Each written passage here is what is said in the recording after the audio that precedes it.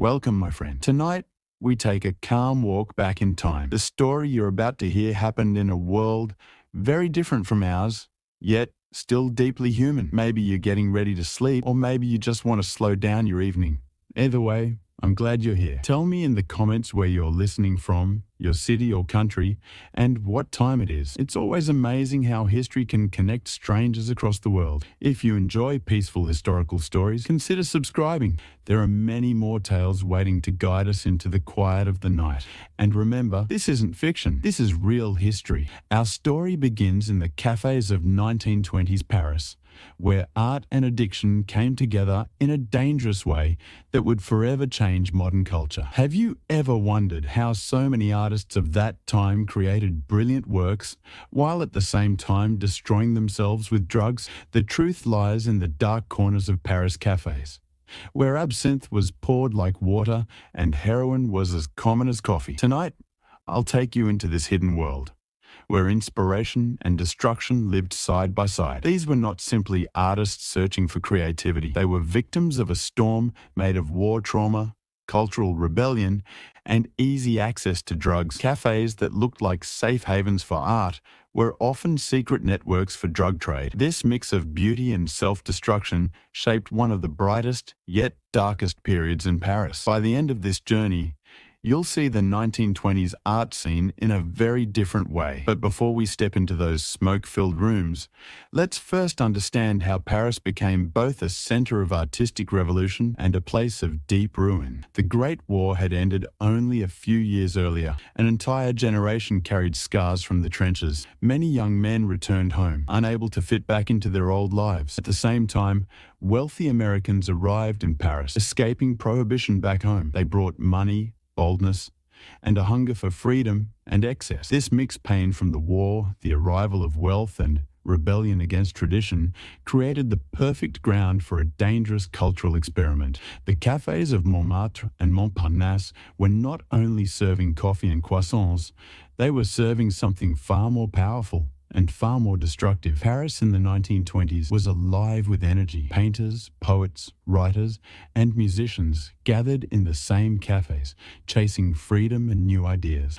But behind the laughter and art, there was also darkness. Many of these artists were carrying deep wounds from the war, and drugs became their escape. Absinthe, cocaine, and heroin were everywhere. Some used them to forget their pain, while others believed these substances would open doors to creativity. At first, it felt exciting, like a new world of freedom, but slowly, it became clear that this freedom carried a heavy cost. Famous names you might know, painters, writers, and even dancers, were caught in this cycle. Some produced incredible art that still inspires us today, but many also lost themselves in addiction. Their cafes, once places of friendship and ideas, turned into silent traps filled with smoke and despair. The American visitors added more fuel to this fire. With their money, they kept the cafes alive and busy, turning Paris into the center of wild parties and endless nights. But what looked like joy from the outside was often pain and destruction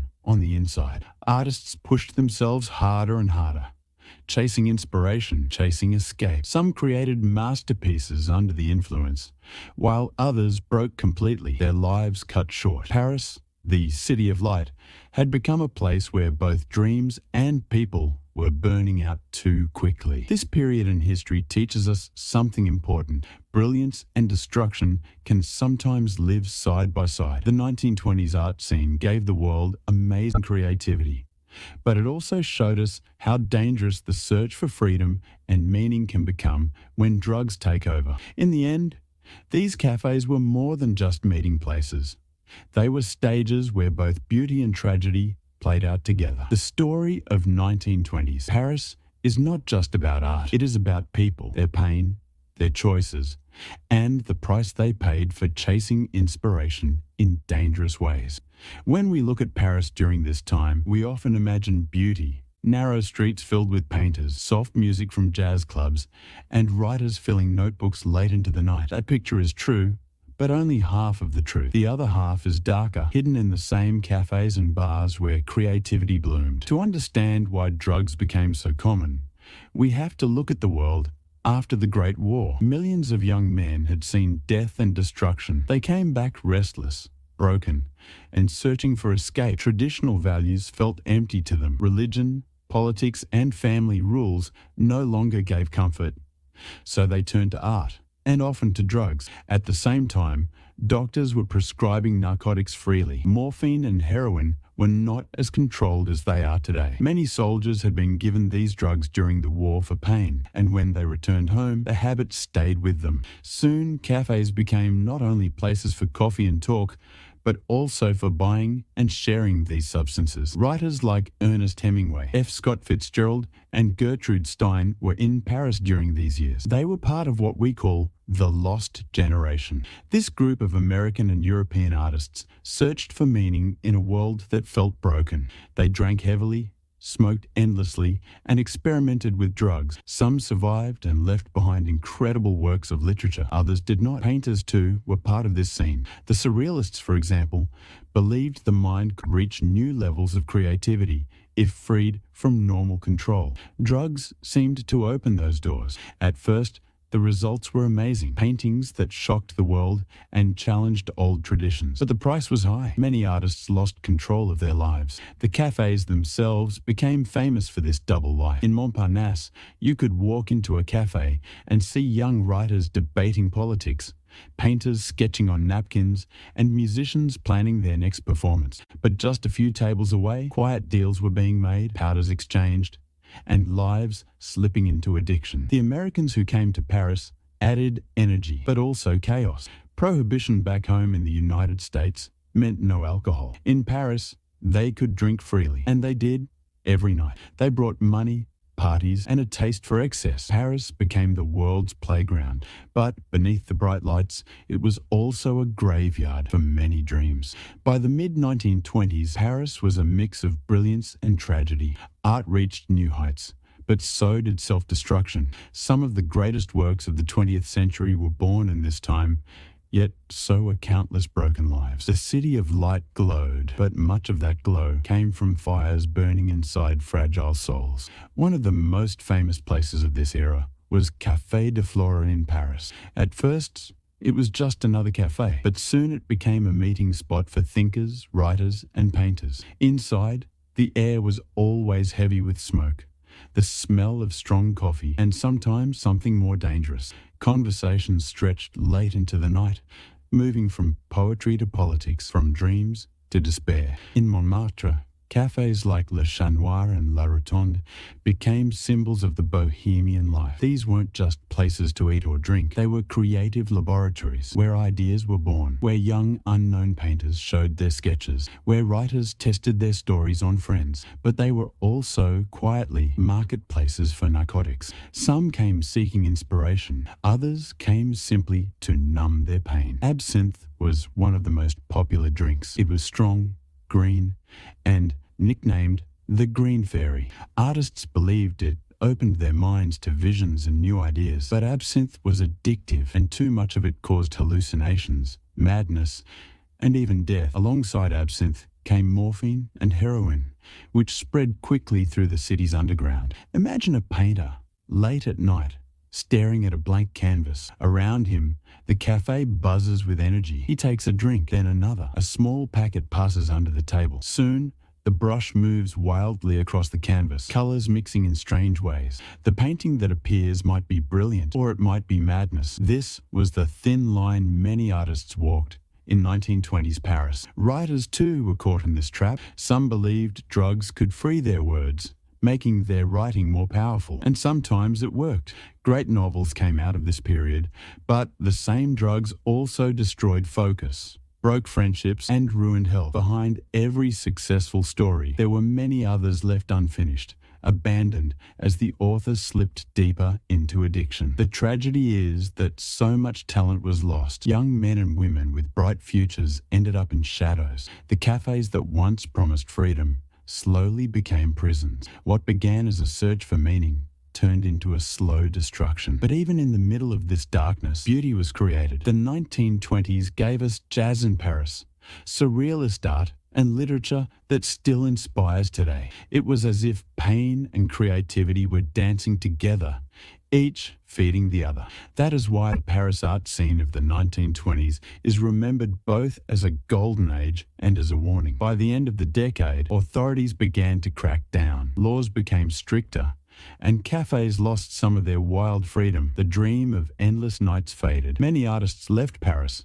carrying their memories, their scars, and sometimes their addictions with them. Yet the legacy remained. The world still looks back at Paris in the 1920s with fascination. It was a time when people pushed boundaries, created beauty, and lived recklessly. It showed us both the heights of human creativity and the depths of human weakness. Among the many stories from this time, some stand out more than others. Take the American writer F. Scott Fitzgerald. He and his wife Zelda became symbols of the wild lifestyle in Paris. They drank heavily, partied constantly, and moved in circles filled with artists and musicians. Fitzgerald managed to produce brilliant works like The Great Gatsby, but behind the glitter, his personal life was falling apart. Alcohol and excess pushed him into depression, and Zelda's own mental struggles ended in tragedy.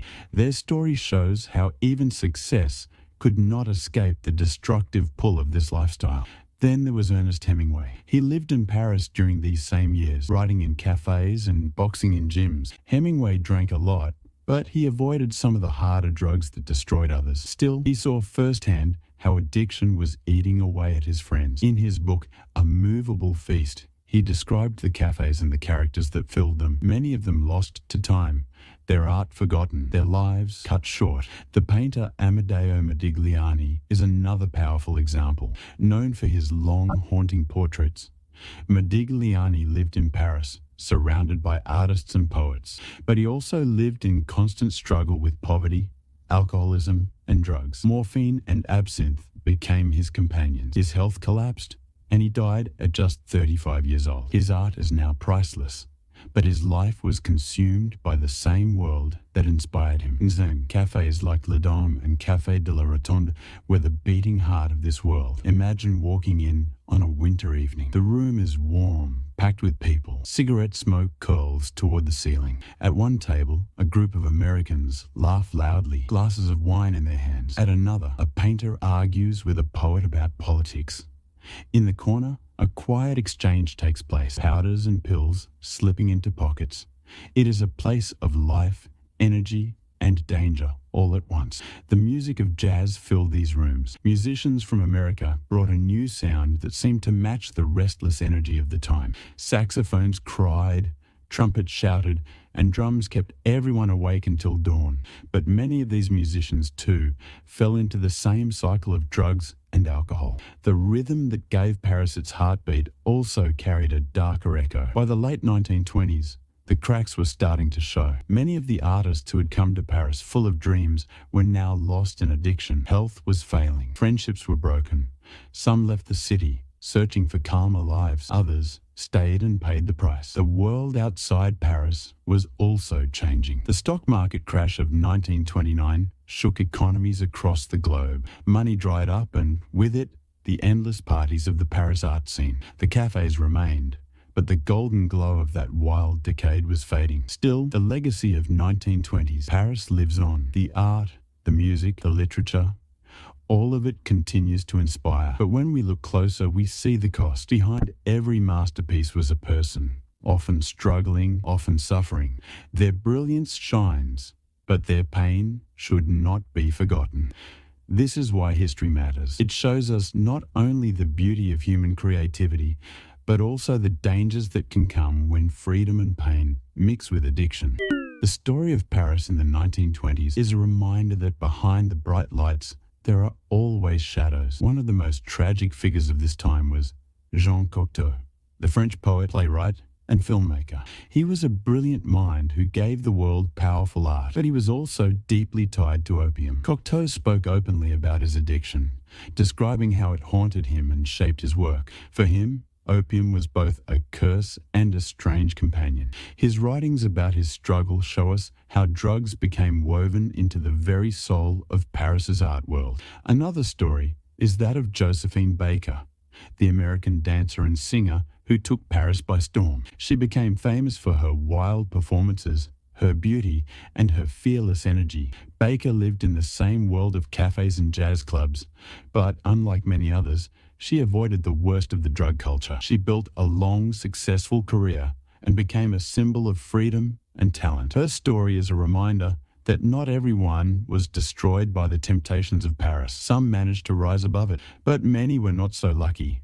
Artists like Chaim Soutine, a painter known for his emotional, twisted works, lived in poverty and chaos. His life was filled with both genius and madness. Drugs and alcohol surrounded him, and though he survived longer than some of his peers, his health was permanently damaged by the lifestyle. These personal stories reveal a pattern. Paris gave these artists freedom. It gave them inspiration, but it also gave them easy access to destruction. For some, freedom led to brilliance. For others, it led to an early grave. Let's imagine again a night in Montparnasse around 1925. The streets are crowded with people, the cafes glowing with yellow light. Inside, jazz music plays while the sound of clinking glasses fills the air. At one table, a writer scribbles quickly, his eyes burning with ideas. At another, a young painter slumps forward, too drunk or too high to finish his sketch. Outside, wealthy Americans climb from cars, laughing loudly, ready to spend another night in Paris. To many,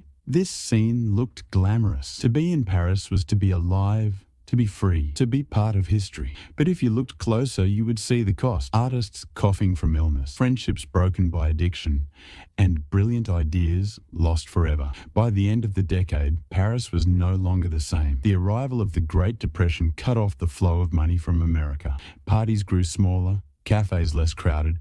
Many artists left, moving to other cities or returning home. Some carried their success with them, while others carried only scars. Yet, the influence of 1920s Paris never disappeared. Writers like Hemingway and Fitzgerald shaped American literature. Painters like Picasso and Matisse, though not destroyed by drugs, absorbed the wild spirit of those years and changed art forever. Musicians carried jazz from Paris to the rest of the world. The memory of those smoky cafes, filled with both genius and despair, became part of history's story. When we talk about Paris in the 1920s, we often use words like romantic, bohemian, and golden age, but the truth is more complicated. It was an age of both light and darkness, of freedom and chains, of art and addiction. In the end, the story of Paris cafes in the 1920s is not just about art, it is about the human spirit. It shows us how people search for meaning after suffering, how they chase beauty even in pain, and how easily brilliance can be lost to addiction. And maybe that is why this story still matters,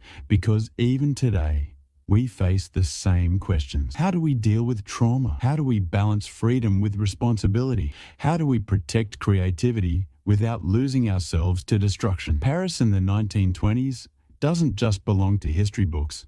It is a mirror, showing us the choices that every generation must face. One name we cannot forget is Pablo Picasso. By the 1920s, he was already famous, living and working in Paris. Picasso spent time in the same cafes of Montparnasse, surrounded by poets, dancers, and musicians. But unlike many others, he was disciplined. He drank, yes, but he avoided falling fully into the drug culture. This discipline allowed him to keep creating for decades, long after many of his friends were gone. Picasso's story shows that in the middle of chaos, some found a way to protect their art. Another key figure was Gertrude Stein. She was an American writer who moved to Paris and opened her home to young artists. Her salon became a meeting place for the brightest minds: Hemingway, Fitzgerald, Picasso, and many others. Stein herself was not part of the drug scene, but she watched it closely. She believed in art and creativity, but she also warned about the dangers of losing control.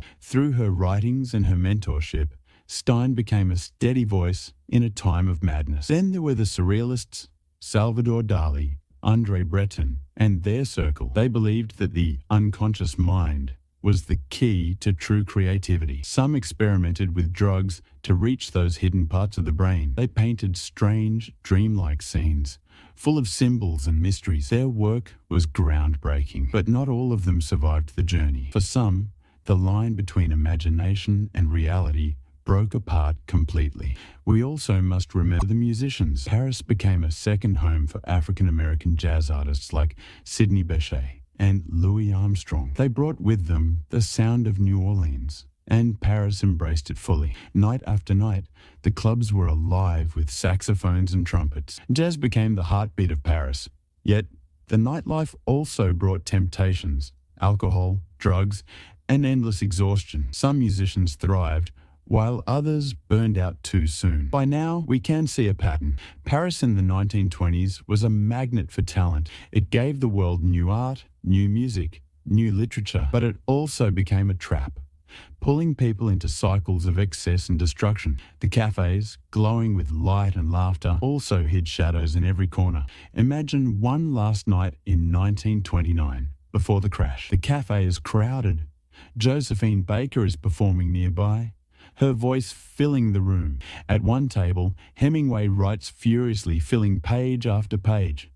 At another, a painter sells a sketch for just enough money to buy a meal and perhaps a drink. In the corner, a young poet slips away quietly, lost in the haze of heroin. The air is alive, but it is also heavy with danger. When the Great Depression hit, the dream ended quickly. Many artists left Paris, some returning home, some searching for new inspiration. The golden age of the cafes was over, but the memories remained, carried in books, in paintings, in music.